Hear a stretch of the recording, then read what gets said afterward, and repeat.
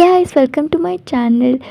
So as a student ನಾನು ಫಟಾಫಟ್ ಅಂತ ನನ್ನ ಟು ಡೂ ಲಿಸ್ಟ್ನ ಬರ್ಕೊಂಡು ಫಸ್ಟು ಎಸ್ ಎಸ್ ಟಿ ಓದೋಣ ಅಂದ್ಕೊಂಡೆ. ಆದರೆ ಇಷ್ಟು ನನ್ನ ಸೈನ್ಸಲ್ಲಿ ಇಷ್ಟು ಬ್ಯಾಕ್ಲಾಗ್ಸ್ ವೀಡಿಯೋ ನೋಡಿಕೊಂಡು ನಾನು ಸೈನ್ಸೇ ಸ್ಟಾರ್ಟ್ ಮಾಡಿದೆ. ಅದರಲ್ಲಿ ಎಸ್ಪೆಷಲಿ ಈ ಫಿಸಿಕ್ಸ್ ಚಾಪ್ಟರ್ ಎಲೆಕ್ಟ್ರಿಸಿಟಿ ತುಂಬ ಅಂದರೆ ತುಂಬ ಬೋರಿಂಗ್ ಆಗಿತ್ತು. ನ್ಯೂಮೆರಿಕಲ್ಸ್ ಏನೋ ಇಂಟ್ರೆಸ್ಟಿಂಗ್ ಆಗಿದ್ವು, ಆದರೆ ಥಿಯರಿಕಲ್ ಕ್ವಶನ್ಸ್ ಅಂತೂ ತುಂಬ ಕನ್ಫ್ಯೂಸಿಂಗ್ ಮತ್ತು ಡಿಫಿಕಲ್ಟ್ ಆಗಿದ್ವು. ಅದಕ್ಕೆ ನನಗೆ ಈ ಚಾಪ್ಟರ್ ತುಂಬ ಅಂದರೆ ತುಂಬ ಬೋರಿಂಗ್ ಅನಿಸುತ್ತೆ. ಆದರೆ ಸಮ್ವಾಟ್ ನಾನು 5 ಲೆಕ್ಚರ್ಸ್ನ ಕಂಪ್ಲೀಟ್ ಮಾಡಿದೆ. 5 ಲೆಕ್ಚರ್ಸ್ನ ಕಂಪ್ಲೀಟ್ ಮಾಡಿದೆ. ನಾನು ಜಸ್ಟ್ 1 ಅವರ್ ಮಲ್ಕೊತೀನಿ ಅಂದ್ಕೊಂಡು ಮತ್ತೆ 4 ಅವರ್ಸ್ ಮಲ್ಕೊಂಡೆ. ಅದಾದಮೇಲೆ ಲಿಟ್ರಲಿ ನಾನು 7:30ಗೆ ಎದ್ದೆ. ಅದಾದಮೇಲೆ ನಾನು ಡಿನ್ನರ್ ತಿಂದೆ, ಅದು ಕೂಡ ಡೋರಿಮೋನ್ ನೋಡ್ಕೊತ.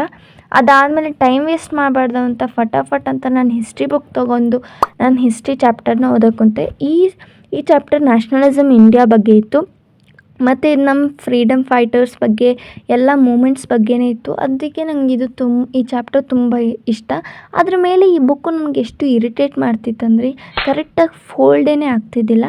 ಆದರೆ somewhat I completed this chapter. ಅದಾದಮೇಲೆ ನನ್ನ ಬ್ಯಾಗ್ ಪ್ಯಾಕ್ ಮಾಡಿಕೊಂಡು ನಾಳೆ ಡೇಗೆ ಯಾವ್ದ್ಯಾವ್ದು ಬುಕ್ಸ್ ಬೇಕೋ ಅದನ್ನೆಲ್ಲ ಪ್ರಿಪೇರ್ ಮಾಡಿಕೊಂಡು ನನ್ನ ಬುಕ್ ಮುಚ್ಚಿ ಮಲ್ಕೊಂಬಿಟ್ಟೆ. ಸೊ